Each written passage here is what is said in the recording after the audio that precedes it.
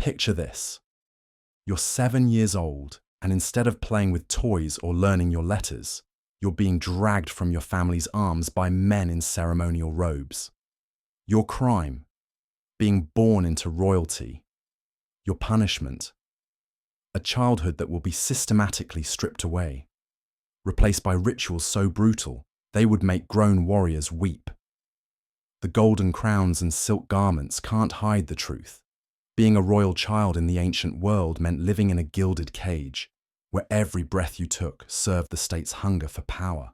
What you're about to discover isn't the sanitized version of ancient history they teach in schools, where kings and queens lived in luxury and comfort. This is the dark reality behind palace walls, where children paid the ultimate price for their bloodline. These weren't isolated incidents of cruelty. They were systematic, institutionalized practices that transformed innocent children into instruments of political and religious power. Before diving into these forgotten stories of ritualistic horror and childhood sacrifice, if you enjoy learning about the hidden truths of history, consider hitting that like button and subscribing for more content like this. Please comment below to let me know where you're listening from. I find it incredible that we're exploring these ancient stories together from different parts of the world, connected across time and space by our shared fascination with the shadows lurking behind historical grandeur. The ancient world operated on a simple but terrifying principle. Royal children belonged to the state, not to their families. From the moment they drew their first breath, these children became living symbols whose every action carried cosmic significance. Their education wasn't about nurturing young minds. It was about breaking down individual identity and rebuilding it according to the needs of empire and divinity. Let's start with ancient Egypt, where being born into the pharaoh's family meant your childhood would be consumed by an endless cycle of purification rituals and divine ceremonies. Egyptian royal children weren't just heirs to a throne. They were considered living gods whose proper development was essential to maintaining cosmic order. The pressure was unimaginable, and the consequences of failure were deadly. From the age of 3, royal Egyptian children underwent daily purification ceremonies that lasted for hours. Picture a small child, barely old enough to understand language, being forced to stand motionless while priests chanted incantations and poured sacred water over their naked body. The water was often ice cold, drawn from sacred pools before dawn, and the children were forbidden from shivering or showing any sign of discomfort. This wasn't just about cleanliness, it was about purging any trace of mortal weakness from their divine essence. The coronation process for future pharaohs began in early childhood and could stretch across an entire year. This wasn't a single ceremony, but an exhausting marathon of rituals, each more elaborate and demanding than the last. Children as young as 6 years old were required to participate in ceremonies that lasted from sunrise to sunset, standing in heavy ceremonial garments under the blazing Egyptian sun, while priests performed elaborate rites around them.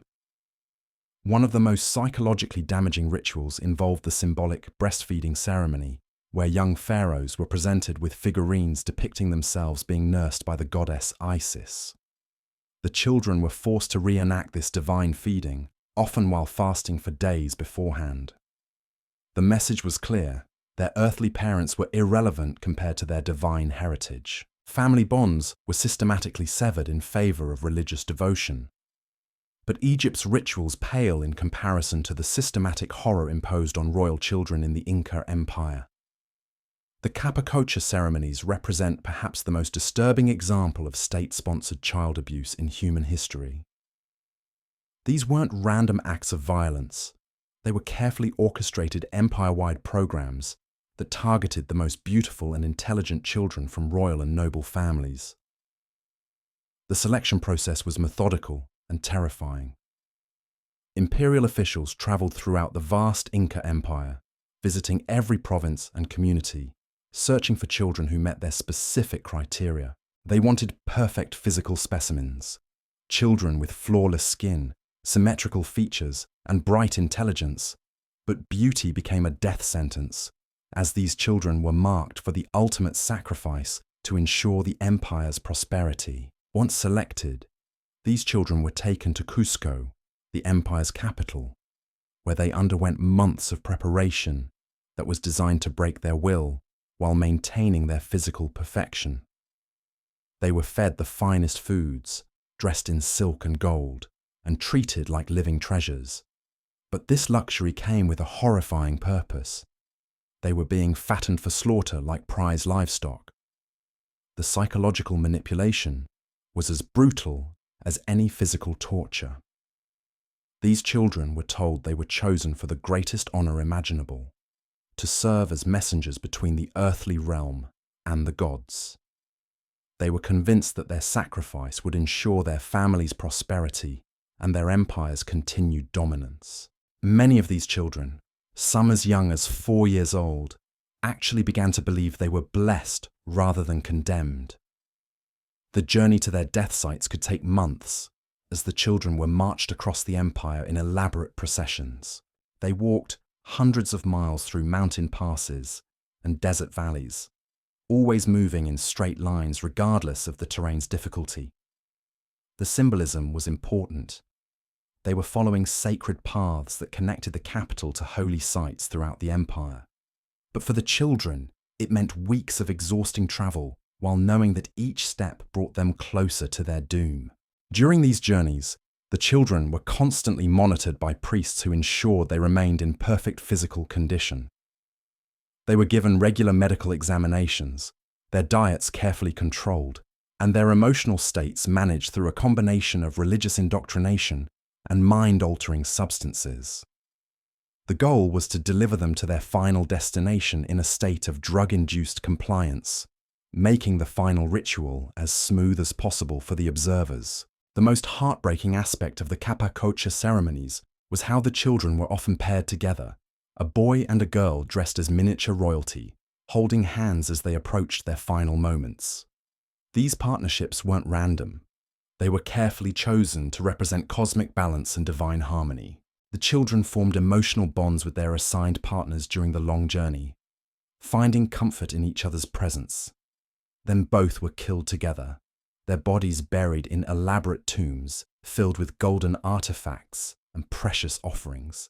What makes these practices even more disturbing is how they were celebrated throughout the empire. Communities that provided children for sacrifice received rewards and recognition from the imperial government.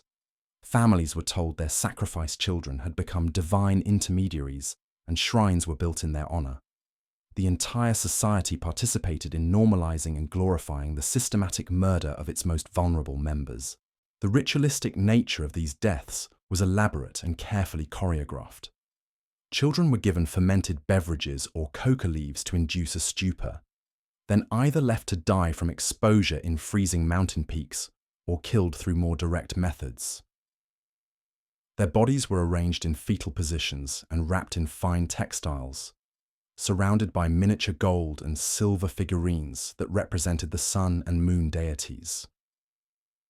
These weren't isolated incidents, but systematic programs that continued for generations, consuming thousands of children in service to imperial power and religious tradition. Archaeological evidence reveals that these sacrificial sites were distributed across the entire Inca Empire, from the peaks of the Andes to the edges of the Amazon rainforest.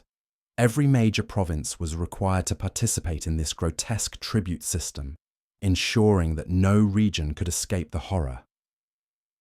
Modern excavations have uncovered the frozen remains of these children, their faces still showing expressions of terror and confusion that have been preserved for centuries in the mountain ice. The children's final moments were choreographed with religious precision that masked the fundamental brutality of the act. Priests would arrange the victims in specific positions, their hands folded in prayer, their eyes closed as if sleeping. But forensic analysis reveals the truth. Many of these children died in agony, their bodies showing signs of struggle even after being drugged. The peaceful appearance was nothing more than post-mortem staging, designed to create the illusion of willing participation in their own murder. Moving from the Americas to ancient Sparta, we encounter a different but equally horrifying approach to childhood destruction. The agoge system represented one of history's most systematic attempts to erase individual identity and replace it with absolute state loyalty. Spartan royal and noble children were torn from their families at age 7 and thrust into a world where survival depended on embracing violence and abandoning any trace of human compassion. The physical conditions were deliberately brutal. Children were given one thin cloak to last an entire year, regardless of weather conditions. They slept on beds made of river reeds that they had to gather themselves, often in freezing temperatures that left their fingers blue and their bodies shaking uncontrollably. Food was rationed to starvation levels, forcing children to steal or go hungry. But getting caught stealing meant severe beatings that could leave permanent injuries or even death. The psychological conditioning was even more devastating than the physical abuse. Children were organized into pack-like groups led by older boys who had already been broken by the system. These leaders were chosen not for their kindness or wisdom, but for their willingness to inflict cruelty on younger children. The entire structure created a hierarchy of abuse where victims became victimizers as the only path to survival. Competition was weaponized as a tool of control. Children were forced to fight each other for basic necessities: food, shelter, clothing, even the right to speak. Winners received minimal rewards while losers faced punishment that could include days without food, exposure to the elements, or public humiliation designed to break their spirits completely. The message was clear. In Sparta, showing mercy was weakness, and weakness meant death. The ritual beatings were perhaps the most psychologically damaging aspect of the agoge system. Once per year, children were taken to the altar of Artemis Orthia, where they were whipped until they bled, sometimes until they died. The community gathered to watch these beatings like entertainment, cheering for children who endured the pain without crying out. Boys who showed any sign of weakness were marked as failures, facing a lifetime of social exile and shame. But the most insidious aspect of Spartan child abuse was how it turned children against their own families. The system deliberately fostered loyalty to the state over blood relations, teaching children that their parents were less important than their military commanders. Children were encouraged to inform on family members who showed insufficient devotion to Spartan ideals, creating an atmosphere of suspicion and betrayal that poisoned every personal relationship. The Chinese imperial court system developed its own unique methods of childhood destruction, focusing on psychological manipulation rather than physical brutality. Royal children in ancient China were subjected to elaborate hierarchies and educational structures that created immense pressure while isolating them from normal human relationships. The goal wasn't just to create obedient rulers. It was to produce individuals so psychologically damaged that they could never form meaningful connections with anyone outside the imperial system. From birth, Chinese royal children were surrounded by eunuchs and servants whose lives depended on anticipating the child's every need. This sounds luxurious until you realize that it meant these children never experienced genuine human interaction. Every person around them had ulterior motives, whether advancing their own position at court or simply avoiding punishment for displeasing their young masters. The children learned to view other human beings as tools to be manipulated, rather than individuals deserving of respect or affection. These ancient courts created monsters disguised as education, turning innocent children into broken instruments of power through systematic cruelty that spanned continents and centuries. Behind every golden throne and marble palace lay the shattered souls of children who paid the ultimate price for their bloodline, their stories echoing across time as warnings about what happens when societies sacrifice their most vulnerable for the illusion of divine authority.